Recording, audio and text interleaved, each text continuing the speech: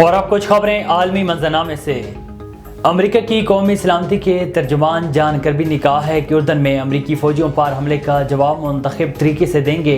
गैर मुल्की media reports के मुताबिक अमेरिकी कौमी सलामती के तर्जुमान ने एक बयान में कहा है कि उर्दन में अमेरिकी फौजी बेस पर एक ही ड्रोन हमला होगा। हमें मालूम है कि इन ग्रुपों के पीछे ईरान है। सदर जो बाइडन मुशावरत से सूरत हाल का जायजा ले रही हैं। जान करबी ने मजीद कहा है कि अमेरिकी फौजियों पर सूडान में ड्रोन हमला तनाज़ा बढ़ाने के लिए किया गया। फौजी तरीके से ईरानी हुकूमत के साथ जंग और खित्ते में इसका फैलाव नहीं चाहते, लेकिन हमले का जवाब अपने शेड्यूल वक्त और अपने मुंतखब तरीके से देंगे। सियोनी फौज की गजा में खूनरेज कार्रवाइयाँ जारी हैं। 24 घंटों के दौरान मजीद 215 फ़लस्तीनी शहीद हो गए। मीडिया रिपोर्ट्स के मुताबिक इसराइली फ़ौज ने शुमाली गज़ा में अक़वाम मुत्तहिदा की इमदादी एमरजेंसी के पनाहगज़ीन स्कूलों का मुआसरा कर लिया और गोलाबारी और फायरिंग से 10 फ़लस्तीनी शहीद हो गए। काबिज़ फ़ौज की मगरबी किनारे में भी जारियत रुक ना सकी।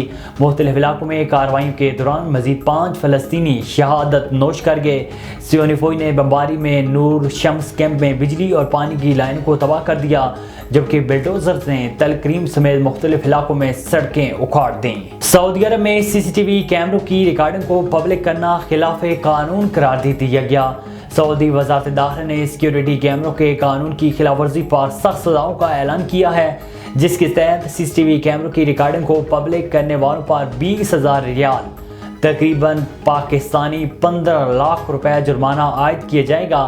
सऊदी वज़ारत दाखिला ने मजीद कहा है कि सिक्योरिटी कैमरा सिस्टम यानी कि रिकॉर्डिंग को नुकसान पहुंचाना या किसी भी किस्म की छेड़छाड़ पर भी सख्त सजाएं होंगी।